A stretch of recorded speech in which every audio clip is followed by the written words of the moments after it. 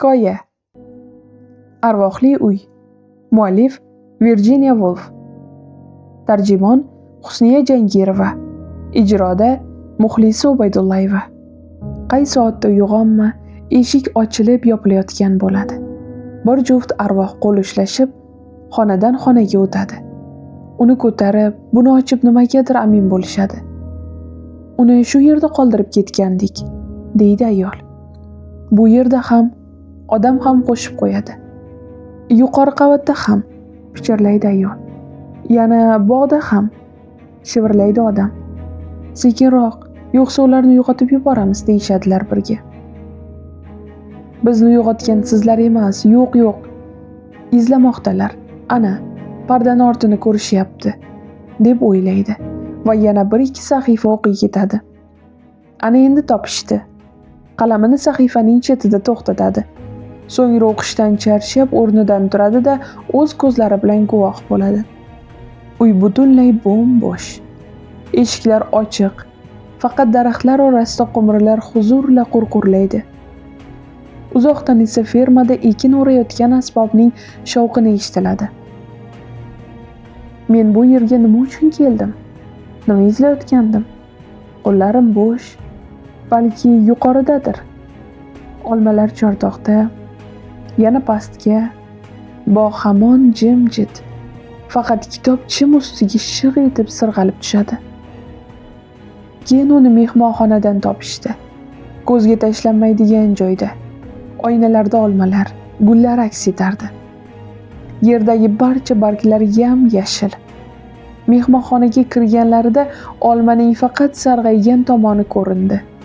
Ammo lahza o'tib eshik ochilganda ular devor shiftdan osilgancha yerga to'kilib ketsa-chi. Qo'llarim bo'sh. Gilamda sayroq qush soyasi birov ko'rinib o'tadi. Sukunatning tub-tubidan kaklikning jo'shqin ovozi keladi. Xavfsiz, bexatar, beziyon deya yengilgina urib turardi uyning tomiri. Xazina ko'milgan. Xona esa tomir urishi birdan to'xtab qoladi. Bu ko'milgan xazinamidi? Bir lahzadan so'ng chiroq xiralashadi. Endi yanami bog' tomon? Ammo quyosh nuri daraxtlar zulmatiga sherik bo'ladi. Men izlagan, yuzi tubiga xotirjam cho'kkan o'sha nozik nur oyna ortida. O'lim edi oyna. O'lim edi bizning oramizdagi.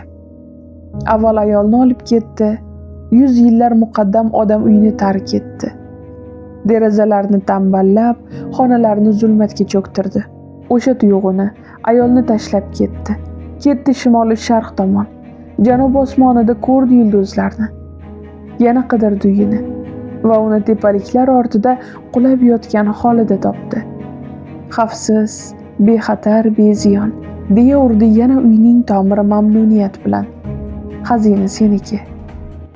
Shamol xiyobon bo'ylab uvillaydi. Daraxtlar bukilib, u yon bu yon egiladi. Yerga sakrab tushayotgan o'ynoqi yomg'ir tomchilarida oy nuri jilvalanadi. Chiroqning nuri esa poyma-poy derazadan tushadi. Sham qimir etmay yonadi. Sokin.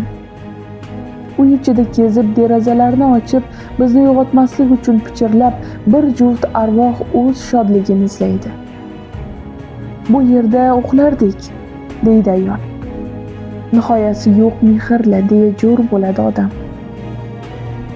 Sahar uyg'onganda daraxtlar orasida kumushdek bo'lib, yuqorida, bog'da, yoz kelganda, qishda qor yoqqanda, uzoqlarda eshiklar yopiladi. Yurak urishida yengil taqillaydi. Asta yaqinlashib, eshik ostonasida to'xtaydilar. Shamol tingan, yomg'ir tomchilari oynadan kumushdek sirg'anib tushadi. Ko'zlar xira tortadi. Yonginamizdagi qadam tovushlari eshitilmaydi. Arvoh ayolning keng yoyilgan ko'lankasini ham ko'rmaymiz. Odam fonusni qo'llari bilan pana qiladi. Qara, deya pichirlaydi u. Ular shirin uyquda. Dudoqlarida sevgi, qo'llarida kumush chiroq tutib teran nigohlar ila uzoq tikilishadi. Uzoq turib qolishadi. Shamol bir maromda esadi. Alanga xiyol so'nib boradi. Jonlangan oy yog'dulari yer u devorni kesib o'tib dog'laydi chehralarini. Egilgan o'ychan chehralarini.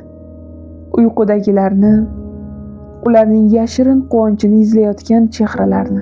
Xavfsiz, bexatar, beziyon deya faxr bilan uradi uyning yuragi. Uzoq yillar deb xo'rsinadi odam. Yana topding meni, mana shu yerda deya pichirlaydi ayol. Uyquda, bog'da, kulganda, chordoqda, olmalarni dumalatganda xazinamizni shu yerda qoldirgan edik. Ular egilib chiroqlari bilan ko'zlarimdagi pardani ko'taradi. Xavfsiz, bexatar, beziyon deya jonli uradi uyning tomiri. Uyg'onib qichqiraman. Oh, bu ko'milgan xazina sizningmi? Yurak ichra nur. Virjiniya Vulfning Arvohli uy hikoyasi mehr-muhabbat yodi, joy va makonda qoladigan hayot izlar haqida. Hikoya qo'rqinchli emas, balki tush kabidir.